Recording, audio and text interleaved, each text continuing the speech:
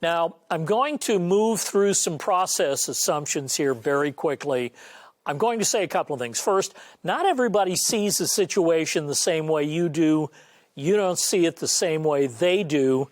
I think it's helpful to ask questions first. Rather than offering declarative statements, ask questions. The best executives I've worked with, U.S. senators, generals, admirals, corporate CEOs, organization presidents, were always good about asking good questions and then listening to the answers, right? So if you have to speak, I would much rather make it a question first than a declaration. Others aren't going to feel the same way you feel, and they're not going to see the situation in the same way.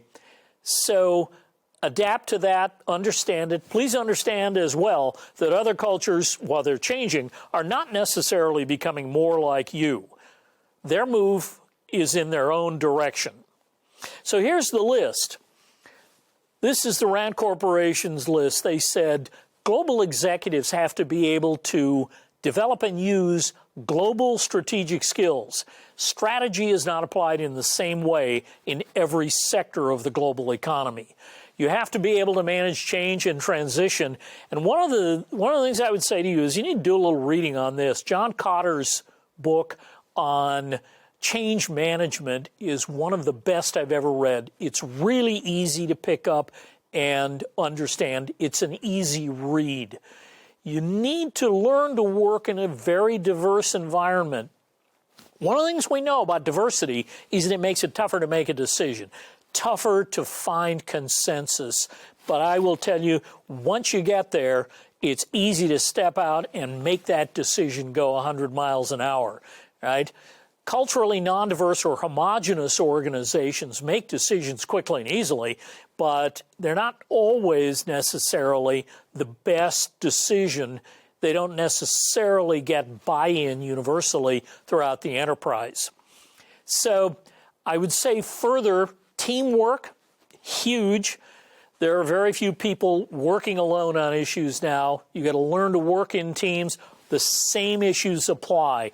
Turn-taking, whether they see the situation in the same way, whether you begin talking first or listen first, and when you talk, do you ask questions? So all of that is about acquiring and transferring organizational knowledge. So as you think about your cultural fluency, I would say reflect on your own competence, that is what you know and don't know. Act with intent, be purposeful.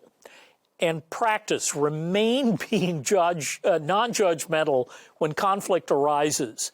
It isn't about the personalities, it's really about the issue. Focus on the issue itself, and I think you'll find that that will lead you in the right direction. Well, it's been a long hour. My thanks for your patience.